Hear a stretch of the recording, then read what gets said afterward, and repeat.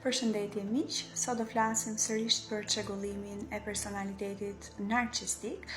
për disa nga mënyrat dhe metodat që këto individ përdorin për të bërë për vete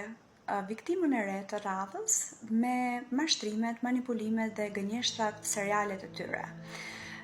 Një frazë e përgjithshme që këto individ përdorin për të fituar kredibilitetin dhe besueshmërinë e partnerit të ri është që ish partneri ka qenë një person me probleme të shëndetit mendor, ka qenë person që e ka tradhtuar dhe bashkëtesa me të ka qenë një nga vështirësitë më të mëdha në jetë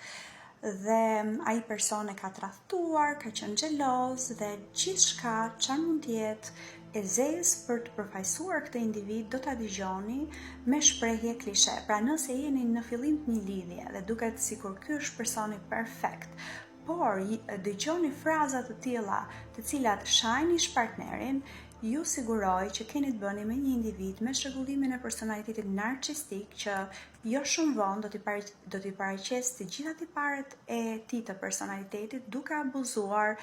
me ju psikologjikisht, duke u dëmtuar deri në atë pikë sa të jeni të detyruar që të largoheni nga kjo lidhje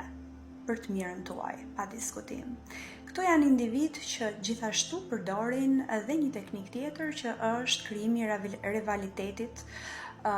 mes personave që ka përzgjedhur për të pasur si burimet kryesore, pra furnizimet kryesore me vëmendje. Përgjithsisht duke bërë krahasime, duke thënë që ish partnerja ime nuk është xheloze sa që ti, ose ish partnerja ime kishte një trup më të bukur, ose ishte shumë e dashur, bënte shumë pas meje, bënte gatime shumë të mira, gjithmonë duke dhënë krahasim për ta nënçmuar partnerin e ri